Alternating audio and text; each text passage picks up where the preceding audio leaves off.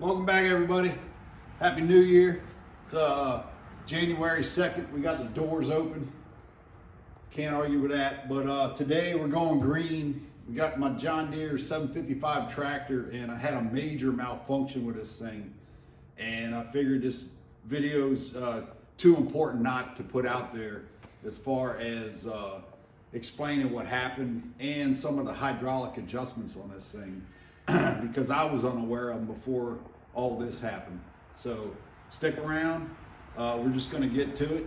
And if you're into tractors, or you own a 755, 855, or 955 tractor, you're going to want to stick around because there's some cool stuff I'm going to show on this thing. Well, if you're not into tractors, then just go watch TikTok for 15 minutes. I'm sure that'll feed your soul much better than my tractor video. But let's just get right into it and let me show you what happened with this thing. All right, to start with, a quick scenario on what happened. My water line went bad from the garage to the house, and I rented a trencher, had a 300 feet to a trench, and I was 75 feet trenched with 3 feet deep, and I needed the tractor to move some dirt around. And I went and jumped on a tractor just like I always have. I had this tractor about 5 years now, and I've never had a problem like this. But jumped on the tractor, fired it up, and hit the go pedal, and nothing. Hit the reverse go pedal, nothing. This thing would not move. And I was like, oh, fuck. Yeah, I kind of went chicken little in my brain. I was like, oh man, I just blew the transmission out of my tractor. Turns out it wasn't the transmission, it's hydrostatic. And but that pretty much ended my my project. I ended up having to backfill everything and wait till spring. But I got on this tractor, it was running, hit the go pedals, wouldn't go. And I heard this is the hydrostatic pump right down in here. That's the main hydrostatic pump, the drive system for the transmission. And one thing I did hear is it was kind of like aerated sloshy sound, almost like the pump wasn't getting any fluid. And also the front dozer blade controls and the rock shaft were super slow, like barely working. So not knowing everything I needed to know about this tractor, I had to do some research, and turns out what had happened was back here you got your suction pipe right here, and that feeds this back gearator type pump. Now, this pump feeds only through this pipe all the way up to the front here, all the way to the front here, and into your selective valve control system and your rock shaft. Now, also, this suction pipe from the sump of the transmission, it tees off here, so it goes into this pump, and then it also goes over here. Big tube goes all the way forward and feeds your hydrostatic pump. Now, one thing I didn't know is there's two different pumps, two different feed pumps. Obviously this one that feeds your rock shaft and your front controls. And then there's a kind of like a load style pump gears. They're a lot smaller, but they're right here, right behind this housing here. So it's feeding, the pumps are sucking, and it feeds your hydrostatic transmission. So I didn't know that. I thought there was only one feed pump. Now I know better, there's two. But the fact that the transmission tractor wouldn't move and the other controls barely work, that kind of directed me towards the feed system of both pumps. Because if the rock shaft and the front dozer blade would be working fine, but the transmission wasn't working, then I would have went to the transmission. But since basically no hydraulics were working, I went a different route. Okay, I'm gonna get ready to pull this plug out, this drain plug here, and I'm expecting it kind of be a low flow because the filter behind here is most likely clogged, causing the whole problem. But we'll see. Let's see what happens here.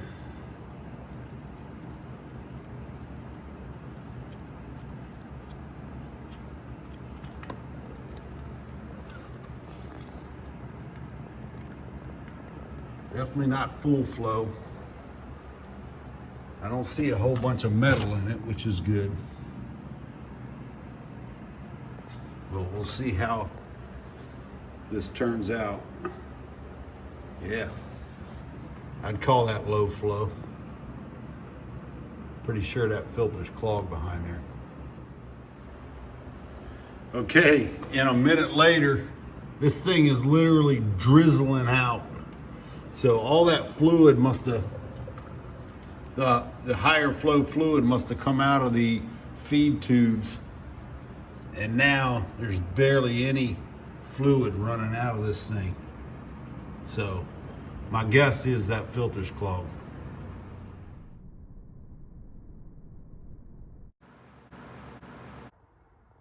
So as you can see, that filter was clogged. I got a new one here. I ended up, generally you can just clean these out because it's a metal screen, but that filter was in pretty rough shape. I ended up cleaning it out and putting it back in and changing the hydraulic fluid.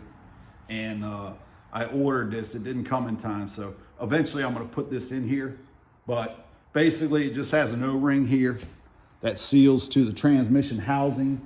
And then this little adapter here has an O-ring on it. So there's two O-rings, no big deal. And that just goes down inside the trans. If you're not familiar with it, because I wasn't. I did not know that filter was in there. I serviced this tractor when I bought it, changed all the other filters, including this hydraulic filter here, which I changed again. That filter there. And this filter was the only one I thought was in here, which is right here on the hydrostatic pump itself. That filter only filters out the hydrostatic part. But that pickup screen filters your gearator pump and your rock shaft and your SVC controls, everything up top. So little did I know that filter was in there. Had I known, I would have changed it, but you don't know what you don't know. So bottom line, we got the filter cleaned out, put it back in, and sure as shit, tractor started moving. It's been working fine ever since. But you can tell from the picture that that thing was clogged. And it never gave me an inkling before that day, never stopped running or slowed down or anything until it just quit, which was kind of surprising to me, but it is what it is. Okay, so not being the type of person I am, I don't leave well enough alone. After I had that problem, I did more research on this tractor and I found some really cool adjustments with this thing. And you probably have seen it on other videos, but I'm gonna show it on this one too. This thing was pretty anemic with the power that the rock shaft had, how much weight it could lift basically. And figured I would go ahead and check my hydraulic pressure, and sure as shit, it was low. But first off, I already modified it, but I put it back for the video. And this is where it was from the factory. And what I'm gonna do is start it up and load the hydraulic system and watch this gauge and see where the actual pressure is. This was the factory setting. So let's go ahead and start that. Just get right up there.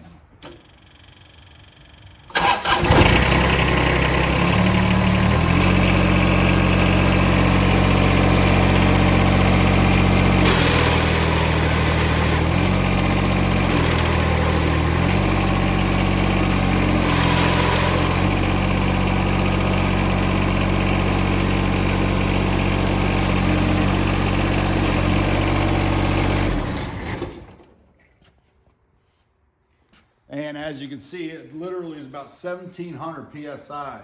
And the factory spec on this tractor, this particular tractor, is 2,050. So it's like really low. I had no idea because I didn't do the research. But what we're gonna do is relieve the pressure on it.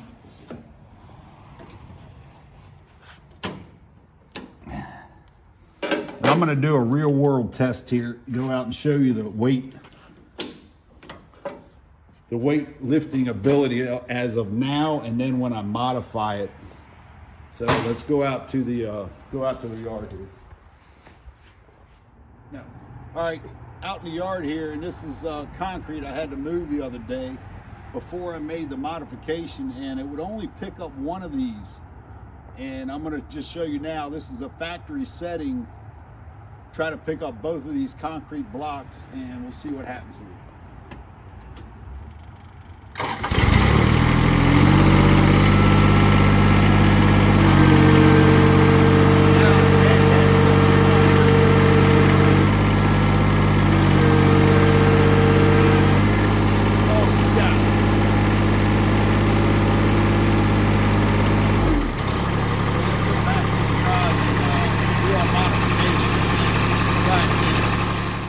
Okay, so as you can see with the gauge, it was 1700 PSI.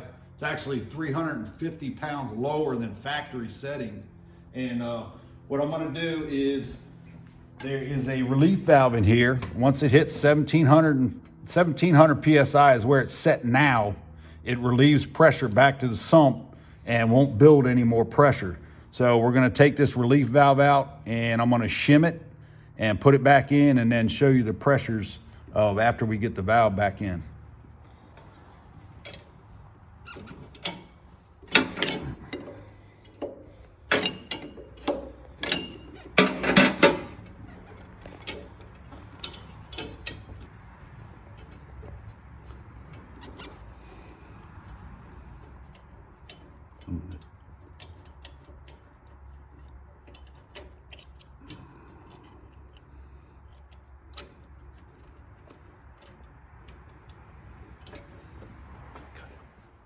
All right, we got the relief valve out, and all it is a heavy spring and a seat. And when it hit 1700 PSI, it basically blew the valve off the seat and returned all the fluid pressure to the pump, or the sump. So it couldn't build any more pressure. Now they sell a shim kit for this. And all it is this little valve in there. And they sell a shim kit. I think it comes with like 5 different shims of different thicknesses, probably 40 bucks. I don't even know what it is, but me being the mechanical rebel that I am, all I did was go find a stainless steel washer. It's a lock washer, but it'll flatten out. And this lock washer is 71 thousandths. And I was afraid that might be a little too much, but I went ahead and tried it anyway. So all I do is put the washer down in there, put the seat in there, put the spring back in there, and now the spring is that much stronger. And let me get this thing back in here and check the pressure after we put that washer in there.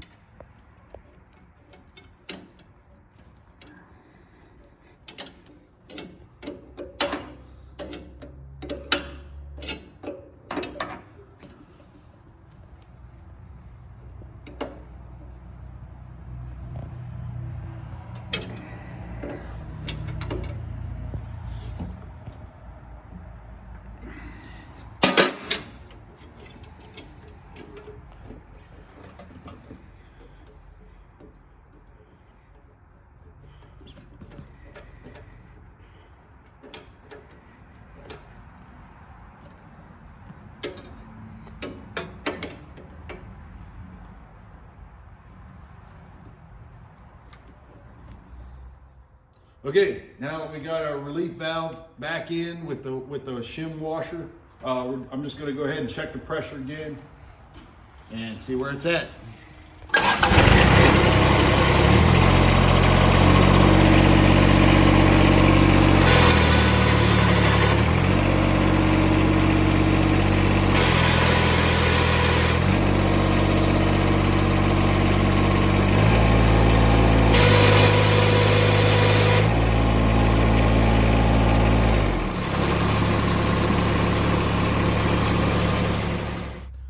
as you can see, it was at 2100 PSI. The other day I checked it and the initial setting was 18 and it went up to 23, but I probably didn't have the hydraulic oil warm enough.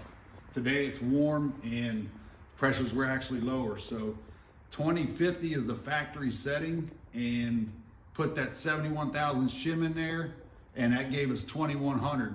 So we're gonna go back out to the yard and do our weight check, basically, or weight lift check, if you will. So let's go. All right, let's see what she's doing.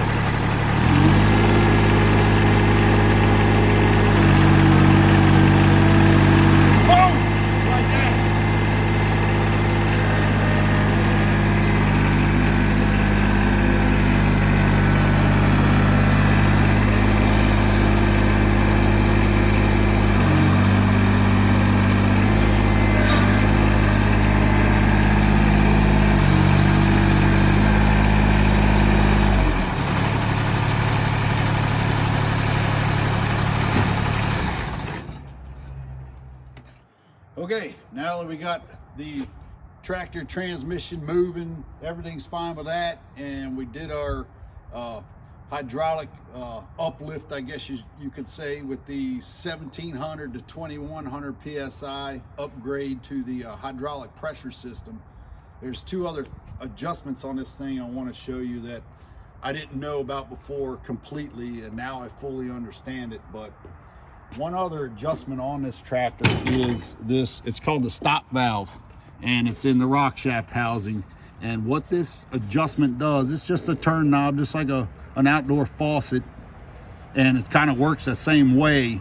Is what it does is it regulates the drop of your rock shaft. So if it's not adjusted right, if you got a heavy load like this and it's not adjusted tight enough, you'll get the rock shaft arms will drop way too fast and create a hydraulic shock load inside your rock shaft housing, basically, and all the valves and the hydraulic seals in there. So what I'm going to do is just show it wide open.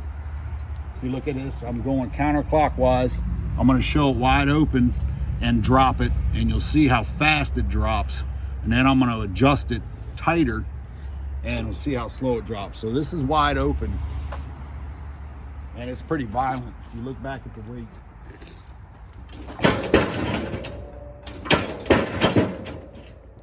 Now that's with it wide open. Now I'm going to go ahead and crank it in. And it's got a lot of weight on it, so I guess we'll go all the way down. Take the pressure off of it. Crank it in. I gotta start the tractor and lift it back up again.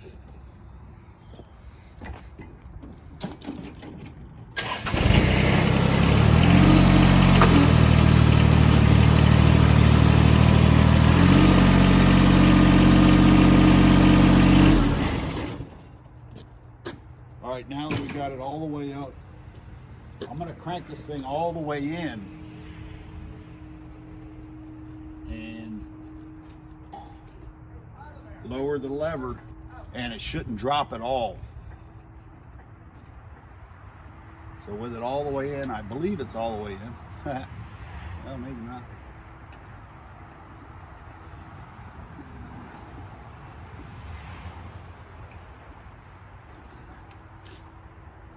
Now I'm lowering the lever, but it's not dropping at all because it shut off the flow back to the sump.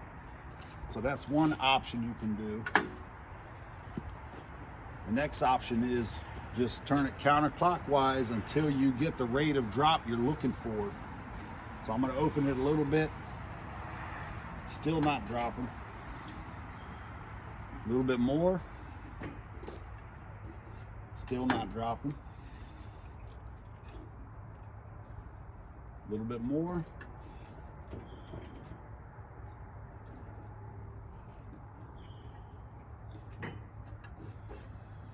That's super slow. Just going to open it as we go.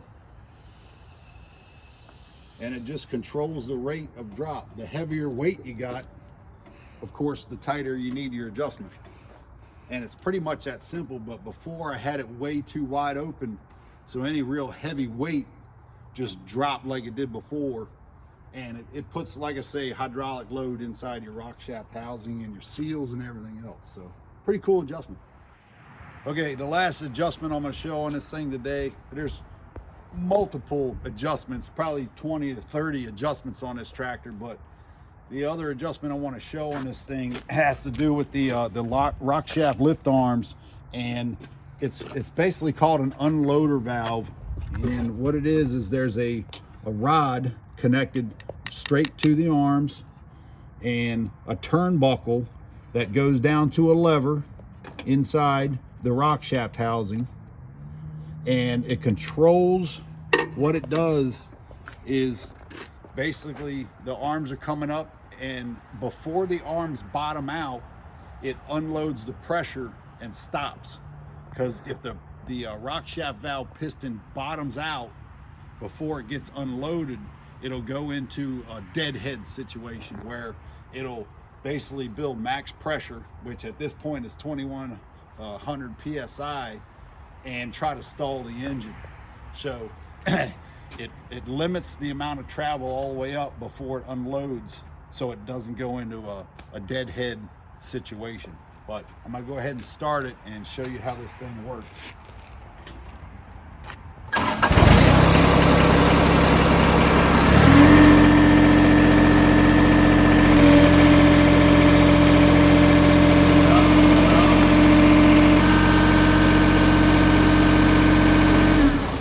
Okay, as you can see, it pushed the turnbuckle down and moved that lever.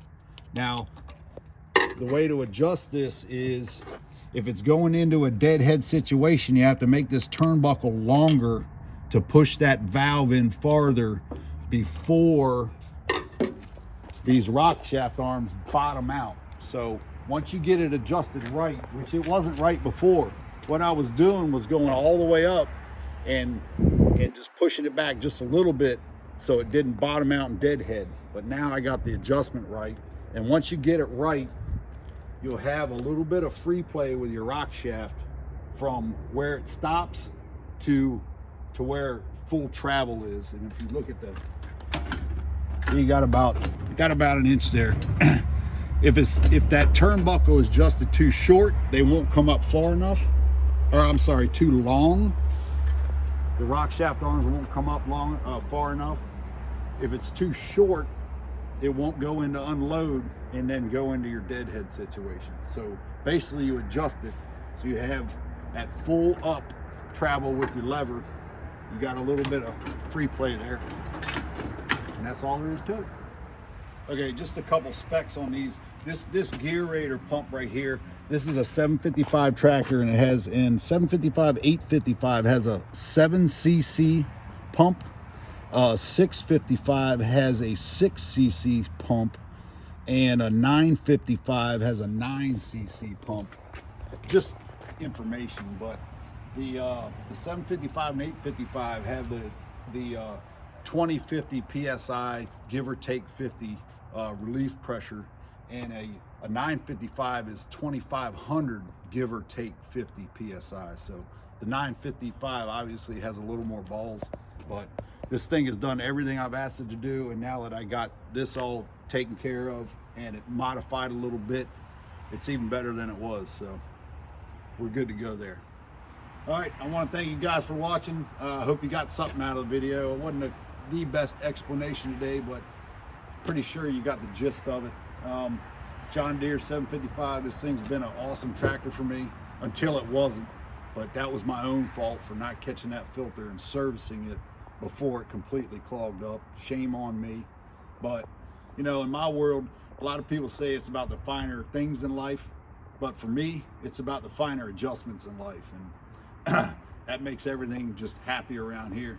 I couldn't do half of what I do around here without this tractor, doing all the homesteading, and just keep on getting it. We're just doing it one step at a time and getting through. So,